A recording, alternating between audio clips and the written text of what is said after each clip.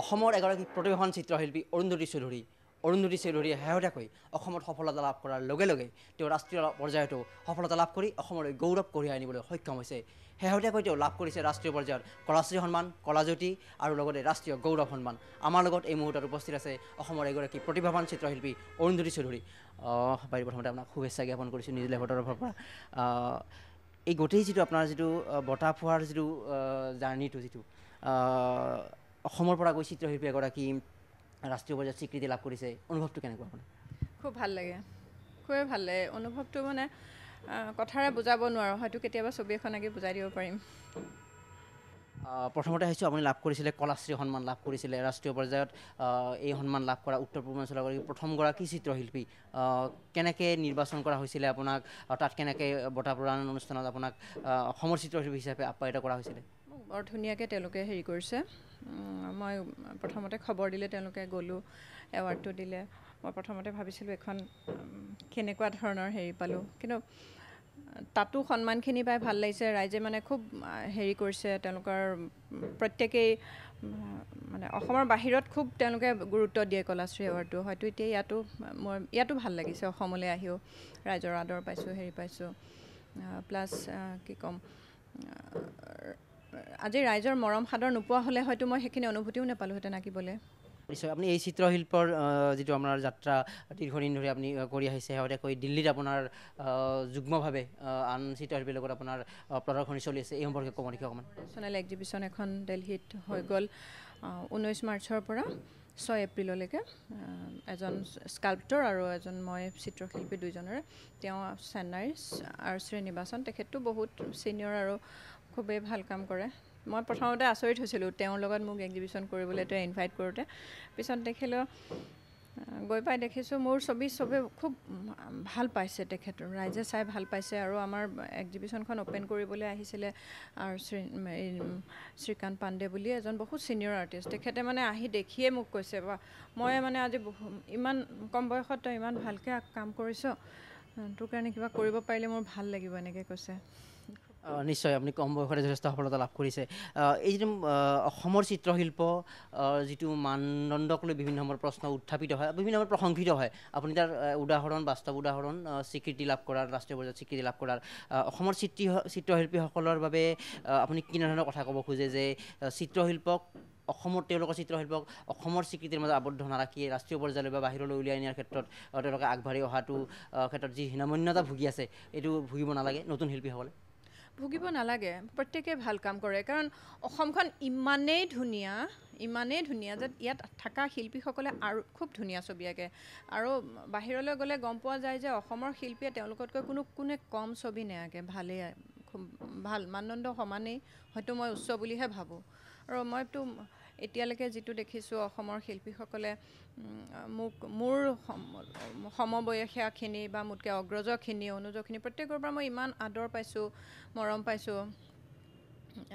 আৰু তেওঁলোকৰ মই আঁকা ছবিখনৰ প্ৰতি তেওঁলোকৰ ভাল ভাৱ যিটো, বা প্ৰত্যেকৰে ছবি মই চাব যাওঁ, মোৰ ছবিও চাব আহে, এই হেৰিখিনি আছে কাৰণে হয়তো আমি আগুৱাই গৈছোঁ আৰু আগুৱাই যাব অসমৰ শিল্পী।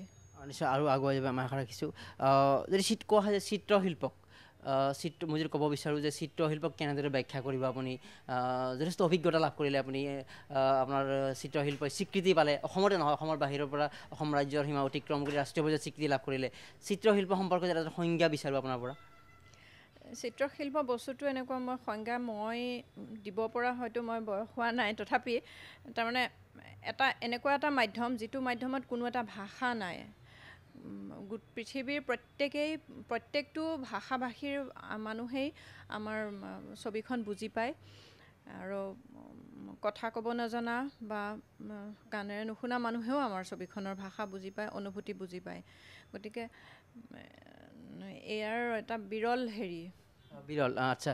যদি এটা সোধা হয় যে চিত্ৰশিল্পই আমাৰ জীৱনত বা ইতিবাচকভাৱে, কাৰণ আমি যে কাম এটা কৰাৰ অৰ্থ থাকিব লাগে নিশ্চয়, যে চিত্ৰশিল্প আপোনালোকে প্ৰস্তুত কৰি সেই চিত্ৰশিল্পৰ কামটো কৰা নিশ্চয় কিবা অৰ্থ থাকিব লাগিব।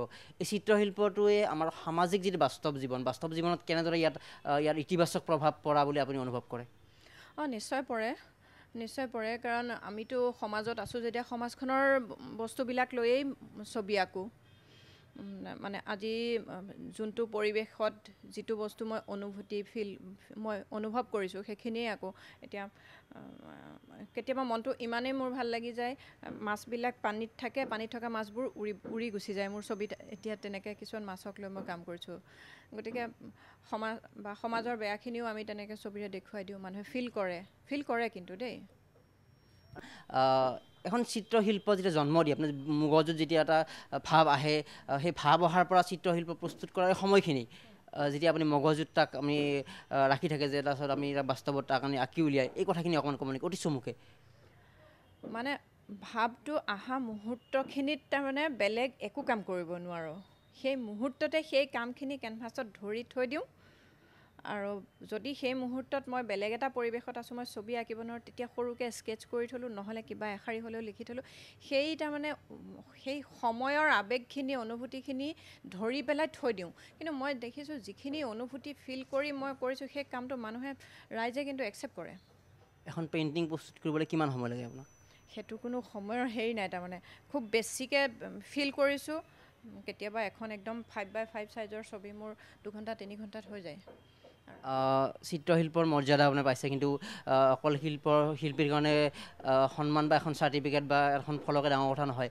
আপোনাৰ চিত্ৰশিল্প বিক্ৰী হৈছে হয় হৈছে এই অভিজ্ঞতা সম্পৰ্কে ক'ব আপুনি হয় হৈছে মোৰ ইয়াতে মই অসমত 5খনকৈ চলো এক্সিবিশ্যন কৰিছোঁ গ্ৰুপটো কৰিছোঁ এইটো দিয়কচোন মোৰ কিন্তু ছবি বিক্ৰী হৈছে এখন এক্সিবিশ্যন মোৰ প্ৰত্যেকখন এক্সিবিশ্যনতে মোৰ বিক্ৰী হয় লাষ্ট এখন মামণি ৰয়ছম গোস্বামী বাইদেৱে অ'পেন কৰিছিলে 2010ত সেইখনত বাইদেৱে অ'পেন কৰিবলৈ ফিটা কাটিছে সিফালে এগৰাকী লেডি সোমাই গৈ পেলাই লগে লগে এখন বুক কৰি চবৰে সন্মুখতে চেক এখন দি থৈ গুচি গ'ল মই লাজো পাইছোঁ পিছত দেখিছোঁ মানে ভাল লাগে তাৰমানে কিবা এটা যে মোৰ ছবিখন কোনোবাই ইমান ভাল পাইছে তেওঁ নিজে ঘৰত নি থৈছে পিছত বহুত দিন তেখেতে মাতাৰ পিছত মই ঠিক 1.5 বছৰমানৰ মূৰত এদিন তেওঁৰ ঘৰলৈ গ'লোঁ যাওঁতে মাতিছে আৰু গৈ দেখিছোঁ ইমান ভালকৈ থৈছে ছবিখন মোৰ ঘৰত হয়তো মই এঠাইত দম কৰি থ'লোহেঁতেন বহুত দিনৰ পিছত সেইখন চাফা কৰিবলৈ কাৰোবাক লগাই দিলোঁহেঁতেন নিশ্চয় শেহতীয়াকৈ যি আপুনি কলা জ্যোতি সন্মান পাইছে মহাৰাষ্ট্ৰৰ পৰা আমি যিমান দূৰ সম্ভৱ খবৰ আমাৰ হাতত তথ্য আছে সেই বঁটাটো আপুনি গ্ৰহণ কৰি যাবলৈ সমৰ্থ হৈছিলে সময়ৰ কাৰণে কিন্তু তেওঁলোকৰ প্ৰতিনিধি আহে আপোনাক ঘৰত বঁটাটো দি গৈছিলে কেনেকুৱা আছিলে যে এজন চিত্ৰশিল্পীৰ বাবে এখন ৰাজ্যৰ পৰা প্ৰতিনিধি পঠাইছে ঘৰত আপোনাক তেওঁলোকে ট্ৰফি দি গৈছে হয় তাৰমানে মোৰ একে সময়তে মোৰ দিল্লীত এক্সিবিশ্যনখন হৈ আছে ডুৱেট এক্সিবিশ্যনখন মেটেল এণ্ড কেনভাছ শীৰ্ষক মই সেইখনত থাকিলোঁ যাবলৈ নহ'ল পিছত তেওঁলোকে দেখোন এক্সিবিশ্যনখন এটেণ্ড কৰি ঘৰলৈ অহাৰ পিছত এই সিদিনাখন তেওঁলোকে হঠাৎ ফোন কৰিছে আমি আহিছোঁ ঘৰৰ এড্ৰেছটো ঠিকেই আছেনে নাই এনেকৈ সুধিলে আহি যেতিয়া ঘৰত দিছে মই আনন্দত তাৰমানে মই কান্দিছোঁ নে হাঁহিছোঁ মই নিজে নাজানো মই কথা কৈ আছোঁ ভইচে নোলায় মোৰ তাৰমানে ইমান ভাল লাগিছে সেইটো এৱাৰ্ডটো মই লৈ আহিছোঁ দেখুৱাবৰ কাৰণে তেওঁলোকে আহি ইমান সন্মান দি গৈছে মোক ঘৰত মই যাব নোৱাৰিলোঁ বুলি তাৰপিছত মই সেইটো তাৰমানে মই অসমৰ কাৰণে অসমৰ আচলতে অসমক তেওঁলোকে সন্মান জনাইছে নিশ্চিতভাৱে অসমৰ শিল্পৰ কাৰণেও এয়া গুৰুত্বপূৰ্ণ কথা যে অসমৰ চিত্ৰশিল্পী এজনক বিচাৰি আহিছে এতিয়া বঁটা প্ৰদান অনুষ্ঠানত অনুপস্থিত থকাৰ পিছতো বিচাৰি আহিছে এইটো আমাৰ কাৰণে গৌৰৱৰ বিষয়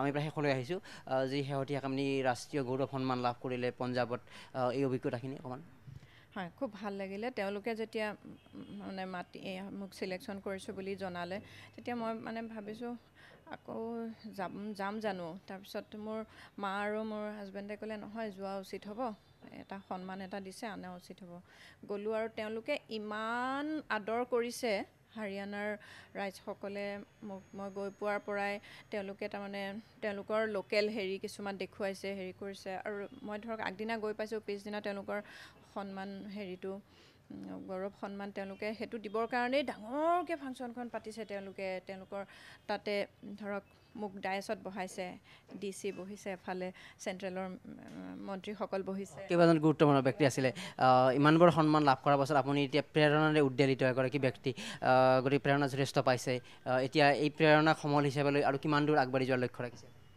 সেইটো মই কিমান দূৰ মানে মইতো মোৰ নামটোৰ লগত মাইলছ টু গ' বিফ'ৰ আই শ্লিপটো শব্দটো আছেই মই মাইলছ টু গ'ৰ ওপৰত মই চিৰিজেই কৰি আছোঁ সেনেকৈয়ে মই আগুৱাই গৈয়ে থাকিম আৰু এনেকুৱা নহয় যে মই আহিছোঁ তাৰ পৰা আহি উঠি পেলাই ধৰক আজি আপুনি কাইলৈ আকৌ কোনোবা মই তেনেকৈ ব্যস্ত হৈ আছোঁ যদিও লগে লগে মই গৈ পাই আকৌ কিবা এটা মই কৰোঁ কাৰণ নহ'লে মই আকৌ ৰাইজে মই আৰু কি কাম কৰিছোঁ সেইটো মোৰ নিজৰ মনৰ ওচৰত মই এনচাৰ কি বুলি দিম মই কৰি আছোঁ কাম মই মানে কাম কৰি থকা শুভেচ্ছা জ্ঞাপন কৰিছোঁ এয়া আছিল আমাৰ অসমৰ এগৰাকী প্ৰতিভাৱান চিত্ৰশিল্পী আমি ইতিমধ্যে উল্লেখ কৰিছোঁ তিনিটাকৈ ৰাষ্ট্ৰীয় বঁটাৰে তেওঁ গৌৰৱান্বিত কৰিছে অসমৰ চিত্ৰশিল্পৰ জগতক অসমক আমি আশা ৰাখিছোঁ তেওঁৰ উজ্জ্বল ভৱিষ্যতে আকৌ আমাৰ যিটো চিত্ৰশিল্প আৰু অধিক আগুৱাই লৈ যাব আৰু অৰুন্ধতী চৌধুৰীক আদৰ্শ হিচাপে লৈ অসমৰ পৰিসীমাৰ পৰা আৰু অধিক আগুৱাই গৈ ৰাষ্ট্ৰীয় পৰ্যায়ত স্বীকৃতি বা আন্তঃৰাষ্ট্ৰীয় পৰ্যায়ত আমাৰ চিত্ৰশিল্পক তুলি ধৰাৰ কাৰণে আমাৰ অন্যান্য চিত্ৰশিল্পীসকলেও আগবাঢ়ি আহিব কেমেৰা পাৰ্চন অঞ্জনৰ সৈতে মৰং কুমাৰ নিউজ লাইভ গুৱাহাটী